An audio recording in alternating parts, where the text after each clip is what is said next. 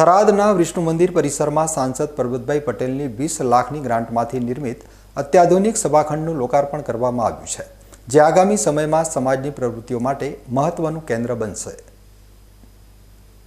થરાદ શહેરના મેઘવંશી સમાજ માટે આજે ઉત્સાહનો દિવસ હતો। શહેરના વિષ્ણુ મંદિર ખાતે સમાજના સર્વાંગી વિકાસ માટે તૈયાર કરવામાં આવેલા નૂતન સભાખંડનું લોકાર્પણ વિધાનસભાના અધ્યક્ષ શંકરભાઈ ચૌધરી અને સાંસદ પરબતભાઈ પટેલના હસ્તે કરવામાં આવ્યું હતું।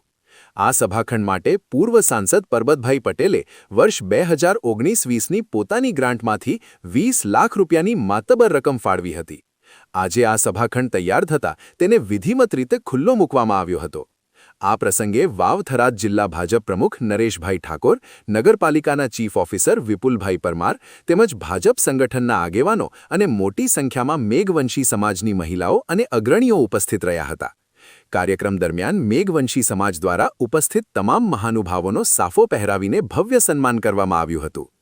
આ અવસરે સંબોધન કરતા વિધાનસભા અધ્યક્ષ શંકરભાઈ ચૌધરીએ જણાવ્યું હતું કે આ સભાખંડ માત્ર એક મકાન નથી, પણ ભવિષ્યમાં સામાજિક, શૈક્ષણિક અને સાંસ્કૃતિક પ્રવૃત્તિઓનું મુખ્ય કેન્દ્રબિંદુ બની રહેશે।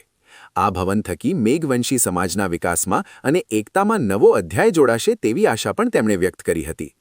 લોકાર્પણ બાદ સમાજના લોકોમાં ભારે આનંદની લહેર જોવા મળી હતી અને સાંસદ દ્વારા ફાળવવામાં આવેલી આ ગ્રાન્ટ બદલ આભારની લાગણી વ્યક્ત કરવામાં આવી હતી।